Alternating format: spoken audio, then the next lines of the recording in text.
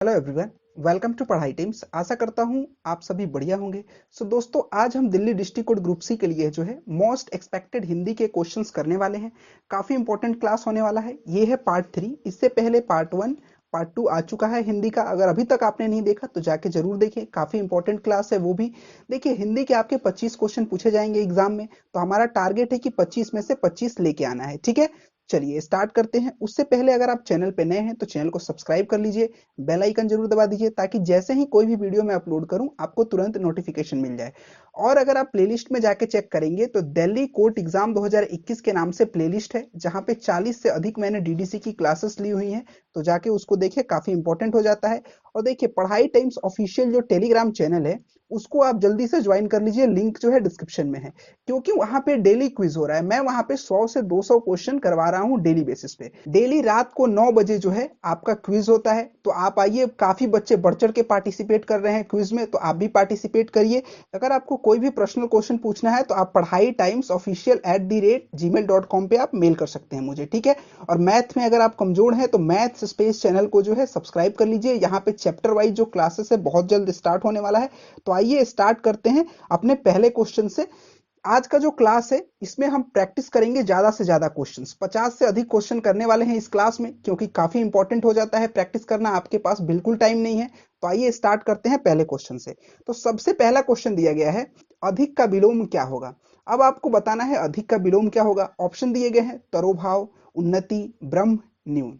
तो देखिए, अगर अधिक की विलोम की बात करें तो क्या हो जाएगा, ये हो जाएगा न्यून। क्यों? क्योंकि अधिक का मतलब क्या होता है, अधिक का मतलब होता है बहुत। न्यून का मतलब क्या हो जाता है, न्यून का मतलब हो जाता है कम। अब देखिए, विलोम शब्द की बात करें तो विलोम शब्द होते क्या है, उल्टा शब्द। ठीक है, विपरीत। जैसे अगर मैं बात करूं रात, तो रात का उल्टा क्या हो जाता है, दिन। तो वही होते हैं विलोम शब्द। ठीक है, तो अब चलिए बाकी और भी ऑप्शन है, ऑप्शन से खेल लेते हैं। अब यहाँ पे लिखा गया है तिरोभाव। तो तिरोभाव का अगर मैं बात करूं कि विलोम शब्द क्या होगा, तो तिरोभाव की विलोम की बात करूं तो क्या हो जाएगा, ये हो जाएगा अविभारो। ठीक है, उसके बाद अगला अगर ऑप्शन देखते हैं, उन्नति। उन्नति की अगर बात करें कि इसका विलोम क्या हो जाएगा, तो इसका विलोम हो जाता है अवनति। ठीक है, करें कि इसका विलोम क्या हो जाएगा, तो इसका विलोम हो जाता है अभ्यंतर। ठीक है, तो ये काफी इंपॉर्टेंट क्वेश्चंस थे आपके एग्जाम के लिए। तो चलिए बढ़ते हैं अगले क्वेश्चन की तरफ, देखते हैं अगला क्वेश्चन। अगला क्वेश्चन दिया गया है, दिए गए विकल्पों में से अंगीकार शब्द का विलोम क्या होगा। ठीक है, अंगीकार का विलोम बताना है। ऑप्शन दिए गए हैं, अधुनातन, विरक्त, इनकार, अनित्य। तो बताइए इनमें से कौन सा आपका हो जाएगा। तो देखिए, ये हो जाएगा आपका ऑप्शन नंबर सी, इनकार। अंगीकार का अगर विलोम की बात करें तो ये हो जाता है इनकार। ठीक है, अब यहाँ पे जो ऑप्शन दिया गया है, अधुनातन। अधुनातन का विलोम की बात करें तो इसका विलोम क्या हो जाता है, इसका विलोम हो जाता है पुरातन। ठीक है, उसके बाद बात करें विरक्त, तो विरक्त का विलोम क्या हो जाता है, ये हो जाएगा अनुरक्त। ठीक है, उसके बाद बात करें अनित्य, तो अनित्य का विलोम क्या हो जाएगा, ये हो जाएगा नित्य। ठीक है, चलिए बढ़ते हैं अगले क्वेश्चन की तरफ।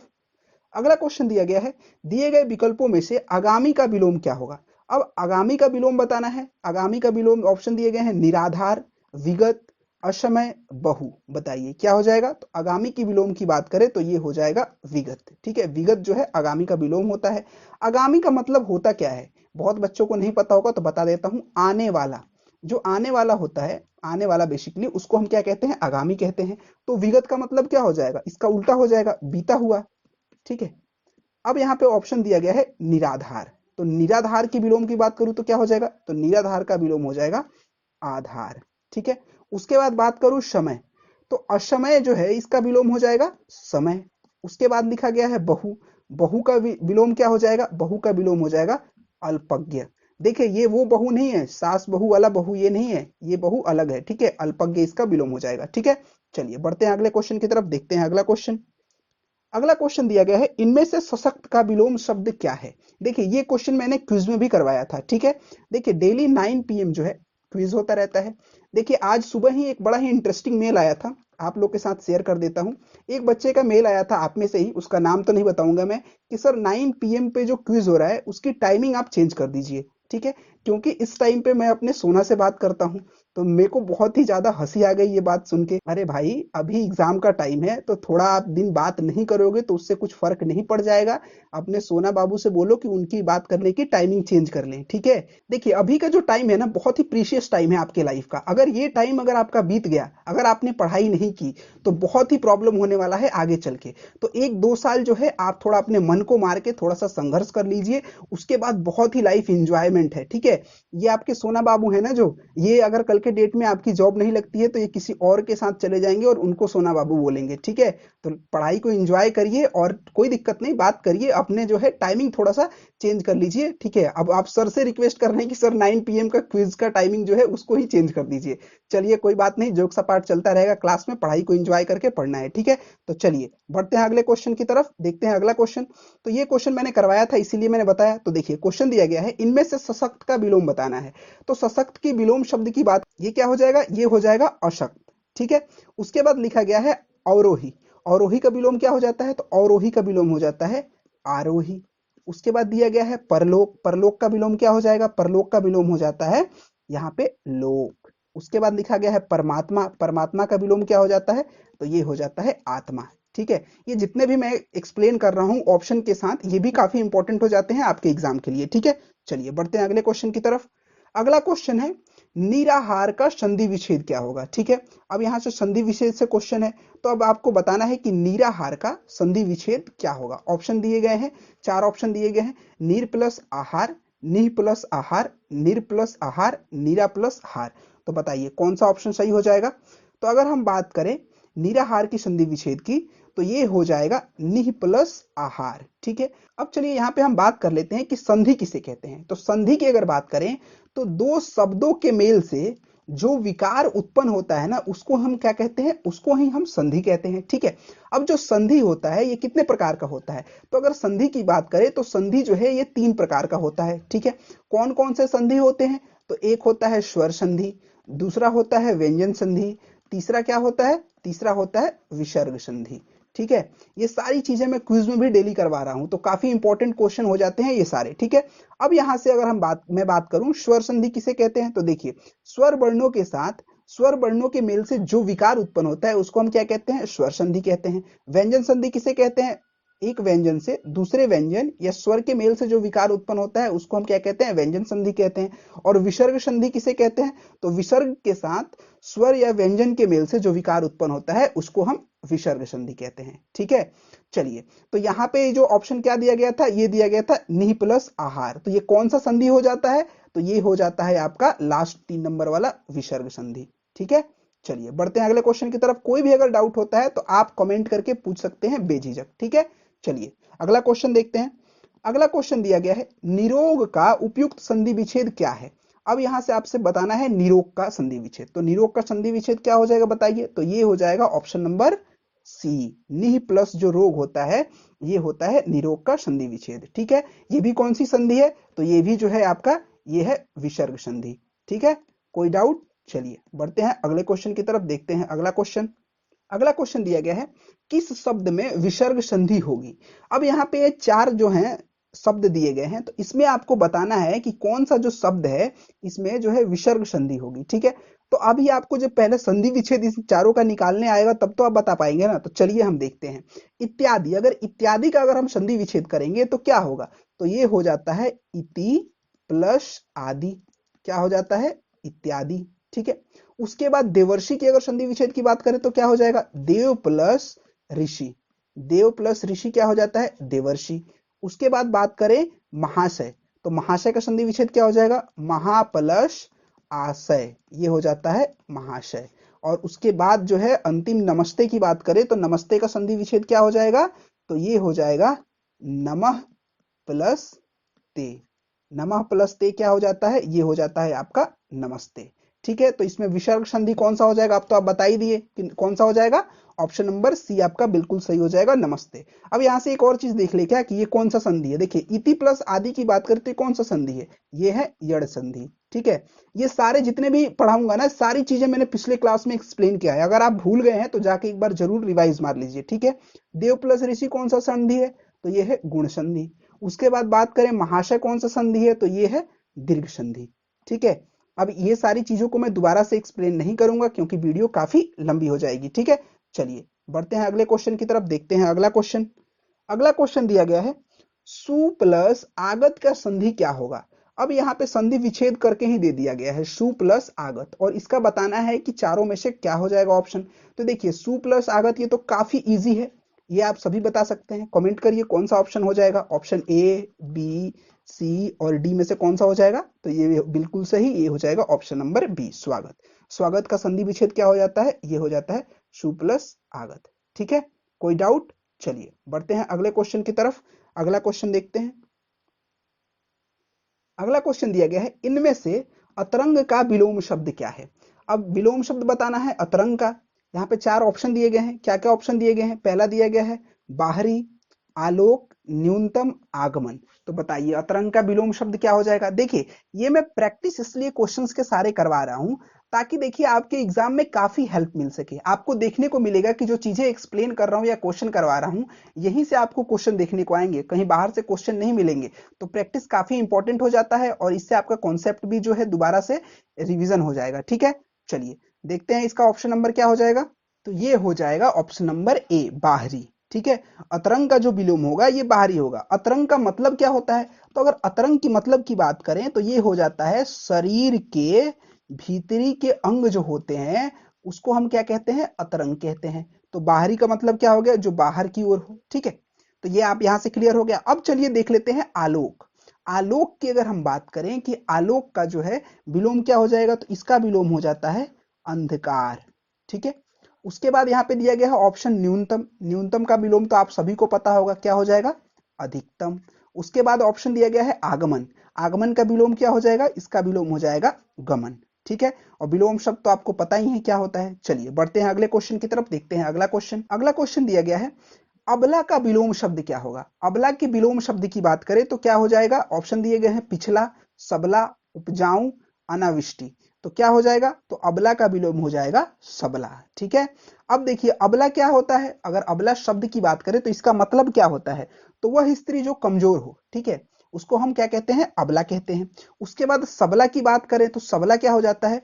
तो वह स्त्री जो वीरतापूर्ण कार्य करे। जैसे अगर एग्जाम्पल में यहाँ पे देके बताऊं तो रानी लक्ष्मीबाई, रानी लक्ष्मीबाई क्या थी? सबला थी। उन्होंने जो है बड़ी वीरता से अंग्रेजों से लड़ाई लड़ी थी, ठीक है। तो ये हो गया सबला। उसके बाद यहाँ पे देख लेते हैं विलोम शब्द पिछला। पिछला का विलोम शब्द क्या हो जाएगा? तो ये पता है, अगला हो जाएगा। उसके बाद उपजाऊ। उपजाऊ का विलोम की बात करें तो क्या हो जाएगा? तो उपजाऊ की विलोम का हो जाएगा ऊसर। उपजाऊ भूमि जैसे कहते हैं ना, जहां पे कोई भी चीज अगर आप कुछ भी अनाज बोएंगे तो वो उगेगा, उसको उपजाऊ भूमि कहते हैं। ऊसर की बात करें तो ऊसर क्या हो जाता है?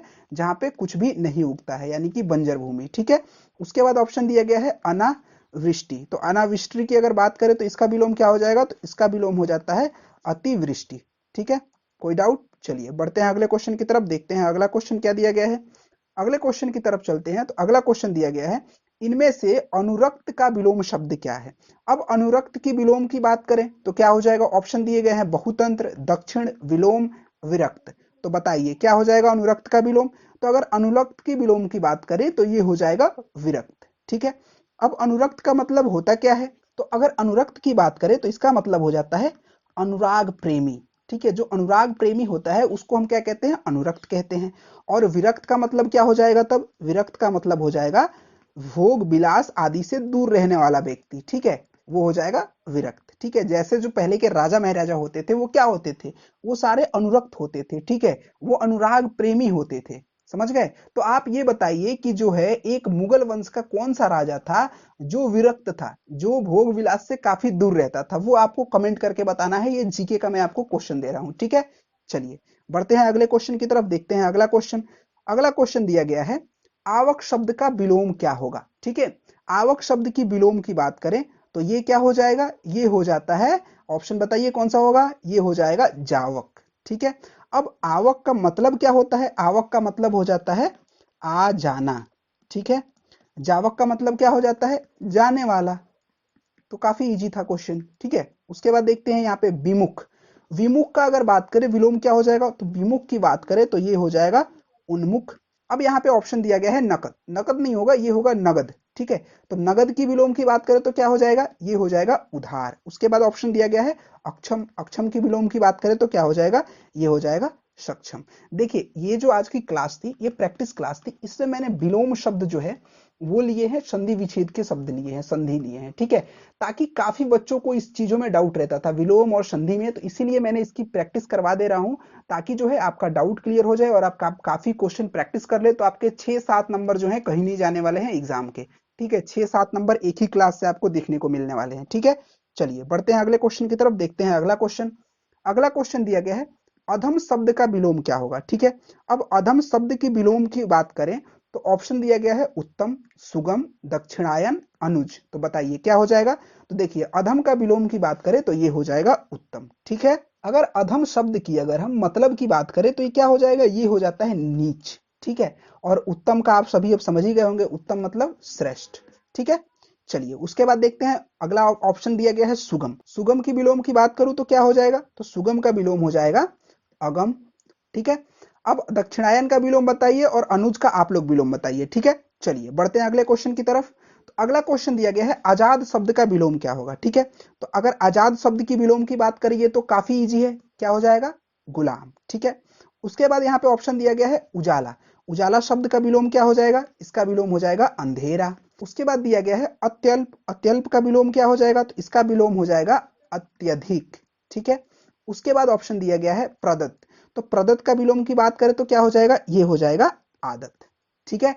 चलिए बढ़ते हैं अगले क्वेश्चन की तरफ, देखते हैं अगला क्वेश्चन क्या दिया गया है।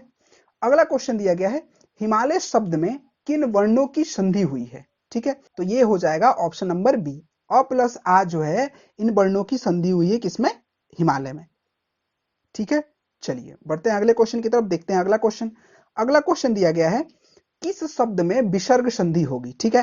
अब फिर विसर्ग संधि की बात होगी तो विसर्ग संधि मैंने आपको बताया ही था। तो अब इसमें से पहले हमको जानना पड़ेगा ना कि इनका संधि विच्छेद क्या होता है। तो अत्यंत की बात करें तो क्या संधि होता है, तो इसका हो जाता है अति प्लस अंत, ये हो जाता है अत्यंत। सुरेंद्र, सुरेंद्र का संधि विच्छेद बात करें तो क्या हो जाएगा, सुर प्लस इंद्र, ठीक है, ये हो जाएगा सुरेंद्र।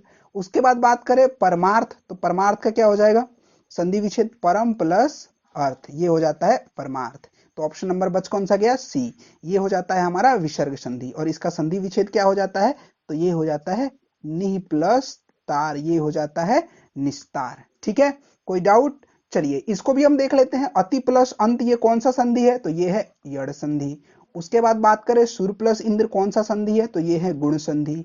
और परम प्लस अर्थ कौन सा संधि है, तो ये है दीर्घ संधि, ठीक है। कोई डाउट, चलिए विसर्ग संधि का बता दूं एक बार फिर से। चलिए देखिए विसर्ग संधि किसे कहते हैं, तो विसर्ग संधि के साथ स्वर या व्यंजन का मेल से जो विकार उत्पन्न होता है उसको हम क्या कहते हैं, विसर्ग संधि कहते हैं। जैसे अगर मैं आपसे पूछ दूं कि आप मुझे बताइए कि दुरात्मा, ठीक है, दुरात्मा का संधि विच्छेद क्या होगा, ये भी विसर्ग संधि है ना, तो क्या हो जाएगा दुह प्लस आत्मा, इसको हम क्या कहते हैं, दुरात्मा, ठीक है। चलिए बढ़ते हैं अगले क्वेश्चन की तरफ, देखते हैं अगला क्वेश्चन। अगला क्वेश्चन दिया गया है महेंद्र शब्द का संधि विच्छेद कीजिए। तो महेंद्र शब्द की संधि विच्छेद की बात करें तो क्या हो जाएगा, ये तो काफी बार एग्जाम में भी पूछा है महेंद्र। तो महेंद्र शब्द का जो है संधि विच्छेद हो जाता है महा plus Indra, option number A हो जाएगा आपका बिल्कुल सही, ठीक है। और ये कौन सी संधि है, महेंद्र, बताइए आप लोग कमेंट करके बताइए, ये मैं नहीं बताऊंगा, आप बताएंगे कमेंट करके कि महेंद्र के की कौन सी संधि है, ठीक है। चलिए बढ़ते हैं अगले क्वेश्चन की तरफ, देखते हैं अगला क्वेश्चन। अगला क्वेश्चन दिया गया है ब्रह्मास्त्र का संधि विच्छेद है। ब्रह्मास्त्र की संधि विच्छेद कौन सी होगी, इसमें से बताना है आपको, ब्रह्म प्लस अस्त्र, बताइए इसमें से कौन सा हो जाएगा। तो अगर हम बात करें कि ब्रह्मास्त्र की संधि विच्छेद की तो ये हो जाएगा ऑप्शन नंबर एक, ब्रह्म प्लस अस्त्र जो होता है ये होता है ब्रह्मास्त्र का संधि विच्छेद, ठीक है। तो ये जो आज की क्लास थी इसमें मैं संधि विच्छेद और विलोम शब्द करवा रहा हूं, ठीक है, क्योंकि जो है काफी बच्चों को इसमें डाउट है इसलिए मैं करवा रहा हूं। तो अगर आपको और भी चीजें अगर पढ़नी है, रिवाइज करनी है, तो आप जाके पिछली क्लास देख सकते हैं, ठीक है। बढ़ते हैं अगले क्वेश्चन की तरफ, ये भी क्लास काफी इंपॉर्टेंट हो जाता है। और अगर आपको वीडियो पसंद आए तो वीडियो को लाइक जरूर करिएगा, कमेंट करके अपना सुझाव जरूर दीजिएगा, ठीक है। अगला क्वेश्चन दिया गया है प्रत्युपकार का संधि विच्छेद है।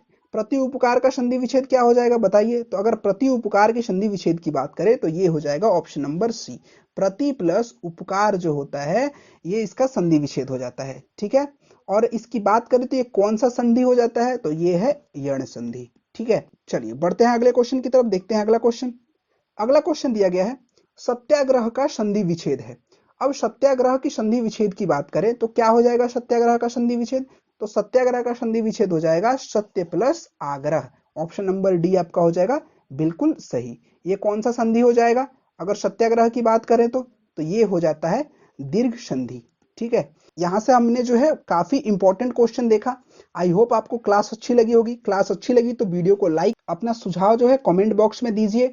अगर कोई भी डाउट होता है तो आप मुझे मेल कर सकते हैं या टेलीग्राम पे मैसेज कर सकते हैं। टेलीग्राम पे ज्वाइन नहीं किया है तो ज्वाइन कर लीजिए। डेली 9 PM पे जो है क्विज होता है, बहुत सारे क्वेश्चन करते हैं।